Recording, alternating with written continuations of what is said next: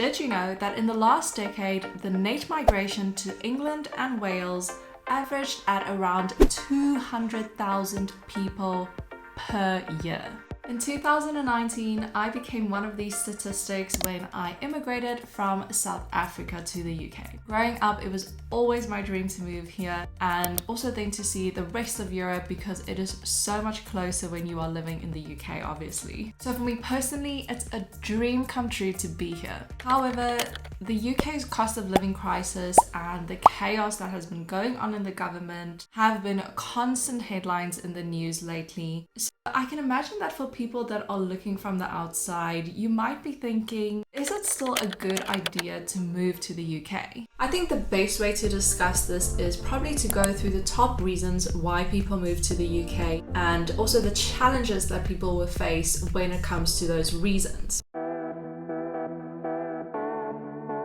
Working and living in a first world country obviously comes with the benefit of earning a higher salary. I work in the marketing digital industry, and personally I don't think I would be earning the same level of income at this age if I was still in South Africa. So I am super grateful that I've had the opportunity to move to the UK and earn that higher income. I also think that positions like cleaning services, retail staff, restaurant workers, all those jobs have a more decent standard of living in the UK because the salaries and wages are higher when you compare it to a country like South Africa. We've established that the salary level is definitely a step up, but you also need to take into account the cost of living. And in the UK, it is very expensive. The cost of living has been high since I moved here in 2019, and it was one of the things that was probably the biggest shock to me that I had to get used to. But now the UK is in a cost of living crisis,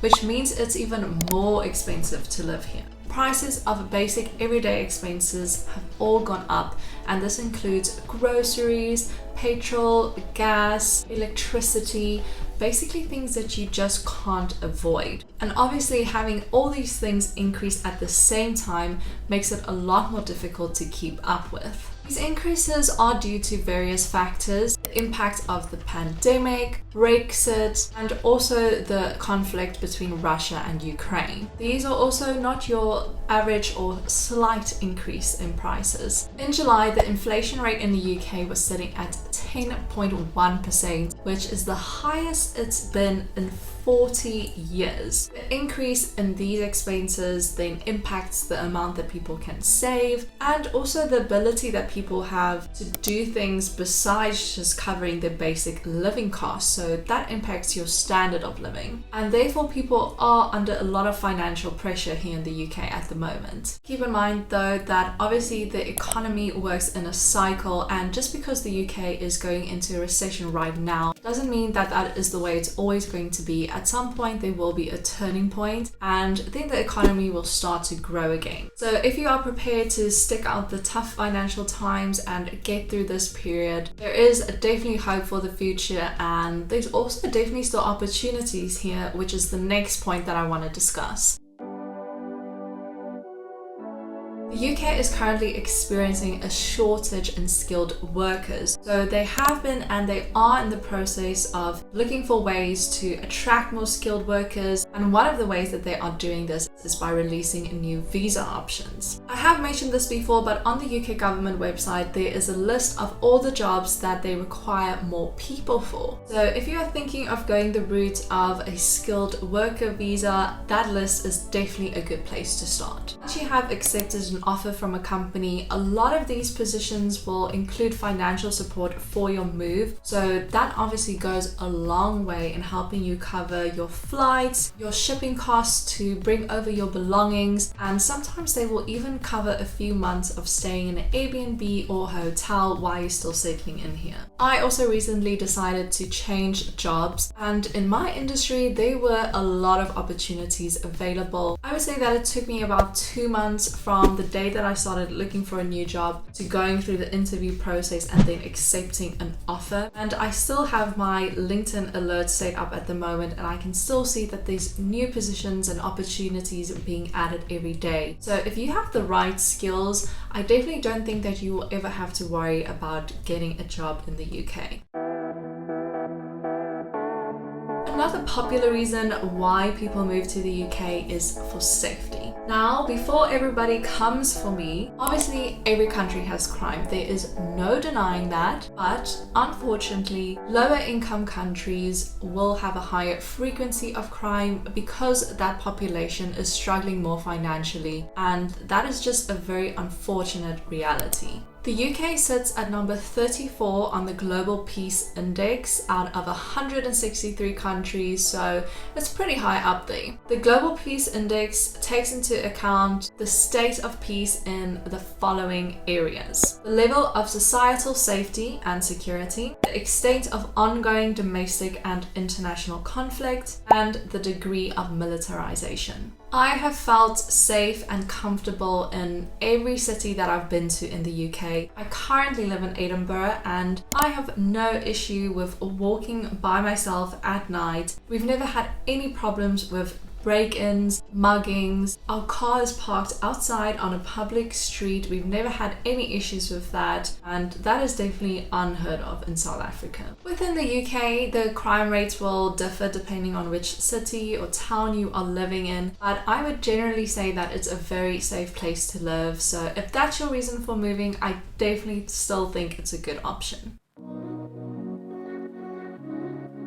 Now, for the main reason why I wanted to move to the UK, to be able to travel more easily and more frequently. If this is also your reason for moving, you are probably going to have a bit of a mixed experience. Thanks to the pound historically being a very strong currency, your money obviously goes a lot further in other countries, especially if I think back to when I was using South African rands, because the rand is very weak compared to currencies like the pound, euros and the dollar. Having that strong currency therefore makes it a lot more affordable to travel. And another thing is that you don't have to jump on a 10 or 11-hour flight every time you want to go somewhere in Europe. It's a lot easier to get somewhere. There are obviously some big benefits here. However, my expectation of how much it would cost in reality was definitely wrong. I always heard stories of people just jumping on a plane last minute, flying to Italy for the weekend. But for me, since being here,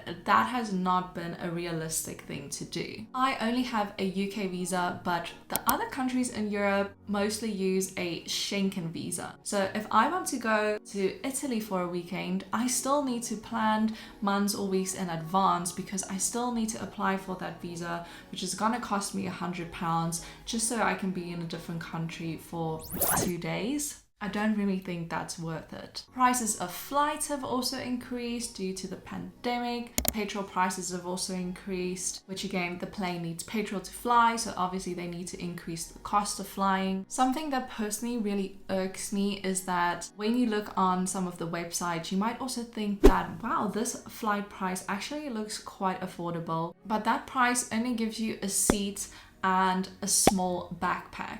Not even a bag that you can put away above your seat. I'm not sure what you call that compartment. This is only a bag that can fit under the seat in front of you. So that's quite small. The moment you want to start adding any form of luggage, even a small bag for that top compartment, that's when the prices go up. And all of that starts to add up because it's the visa, it's the flight, it's the luggage. And just quickly going back to the cost of living crisis, things like travel and other luxury expenses are not things that you can prioritize in the current economic climate. I have definitely had opportunities to travel, but my expectation was just a bit different to what the cost would be in reality. So definitely just keep that in mind. It's still going to be something that you would probably have to save and plan for. But just remember, you are also in a completely new country. So you don't necessarily need to go to the rest of Europe. You can travel locally, which is obviously going to be a lot more affordable than traveling abroad. We have had some really nice holidays here in the UK, and we just recently did a whole road trip through Scotland, which was so beautiful and so fun, and it was actually one of my favorite holidays ever. So you are definitely still going to have a lot of opportunities to experience new things in the UK.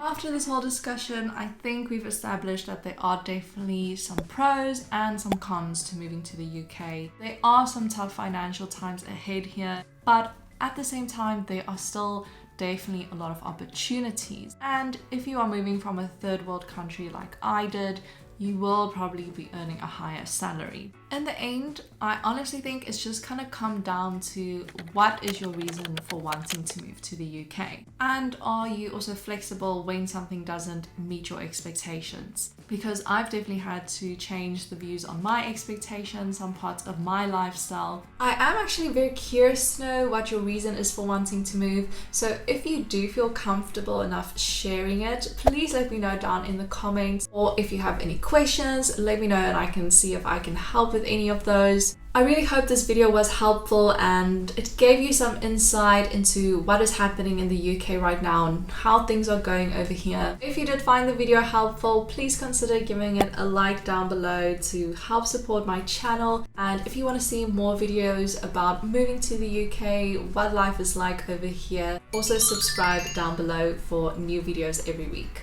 Thank you so much for watching, and then I will hopefully see you next week.